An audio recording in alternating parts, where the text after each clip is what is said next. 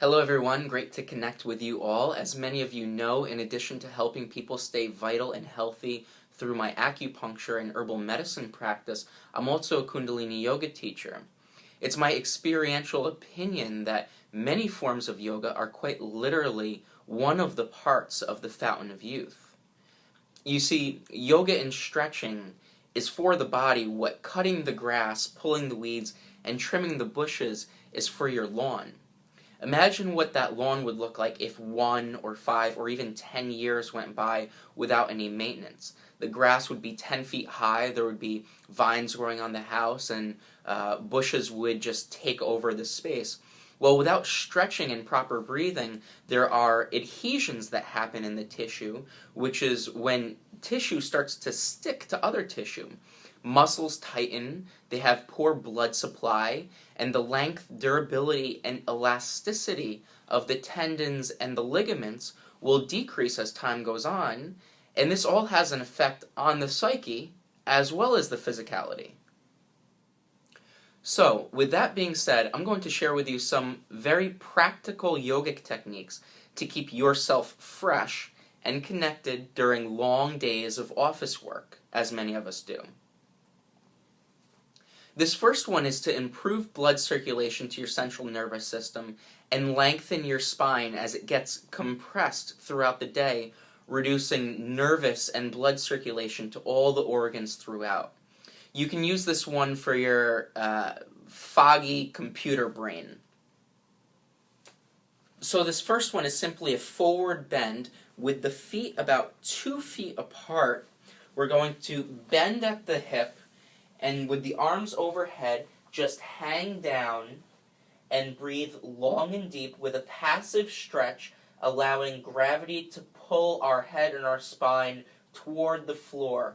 Hold here with a long, deep breath for 2 or 3 minutes. And when you're done, come on up slowly. And you're going to feel a big rush of energy and blood to your head. So if you have high blood pressure or anything like that, just be careful and do it for less time. This next one is to open your shoulders and your rib cage as your chest and your heart center stay fairly closed all day with all of the keyboard work.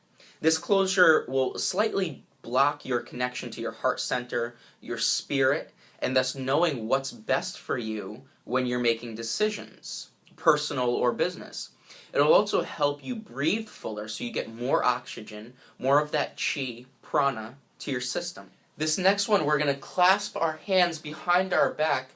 If you can't clasp them, you can use a towel or a strap of some sort to allow you to do so, but you're going to have the arms behind the back and roll the shoulders down and back. Extend the arms up as high as you can, lift the chest, and breathe long and deep.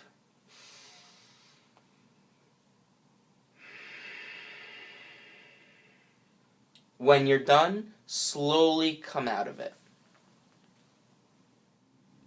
This next one is a very powerful practice for focus and concentration, and shouldn't be practiced for more than 3 minutes. You can use it when your mind is scattered and it's on your upcoming vacation rather than the work at hand. So for this one, you take your hand like this and you place the thumb in the groove of the top of the nose. The right hand grabs the left pinky and the elbows are up. And here, you're going to breathe long and deep as you put a slight pressure at that area at the top of the nose in the crook.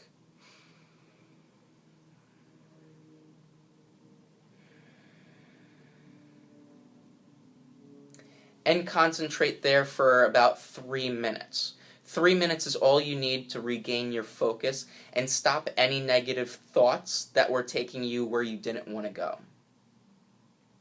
This next one, you'll probably need a few minutes of privacy. However, if you're in a situation where you're just exhausted but you must work, this practice can refresh you so you may work another 8 hours. It's a deep relaxation that refreshes your mind. And this one is a deep relaxation that would be good before work if you didn't get any rest overnight, or maybe during lunch if you need a recharge. So simply, we're going to be in baby pose, which is more or less sitting on the heels, and you're going to bring your forehead to the floor with the arms by your side with the hands up. And you're going to sleep in this position for 5 minutes.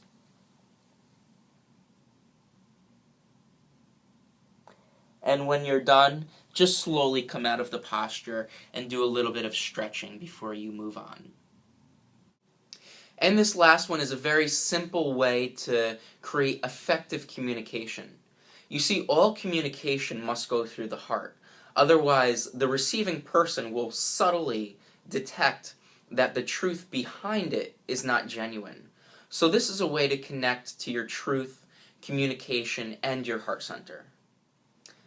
This one's very simple. You're just going to take your hand and create a mudra, or a hand posture, where you bend the pinky down and you lock it down with your thumb on top of the nail of the pinky.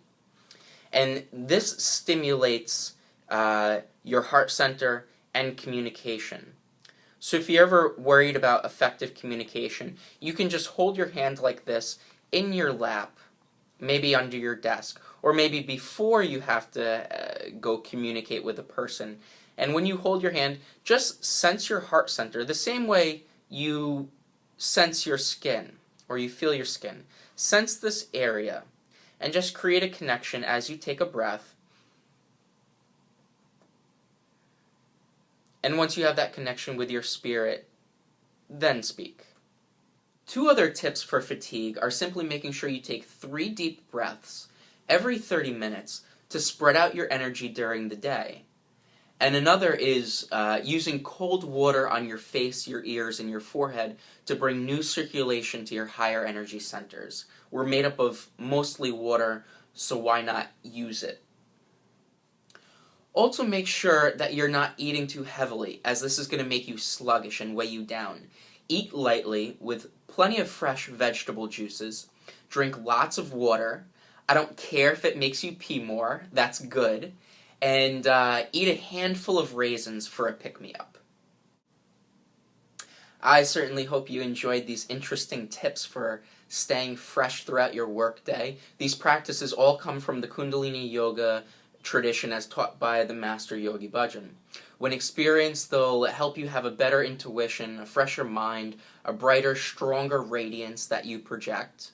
I would write them down on a list of 1 through 10 and keep them somewhere on your desk, as I've done in the past, to help remind yourself with what to do when you begin to feel that energy crash, or to prevent it altogether. As always, any questions, text, call, or email me. I'd be happy to answer you.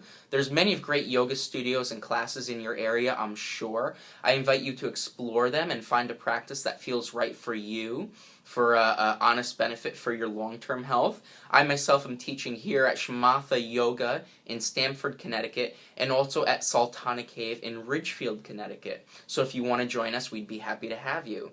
Be well, see you all soon, and also make sure you like me on Facebook, on the Facebook link, for the most up-to-date information, events, and guidance, and things like that. Be well, and many blessings.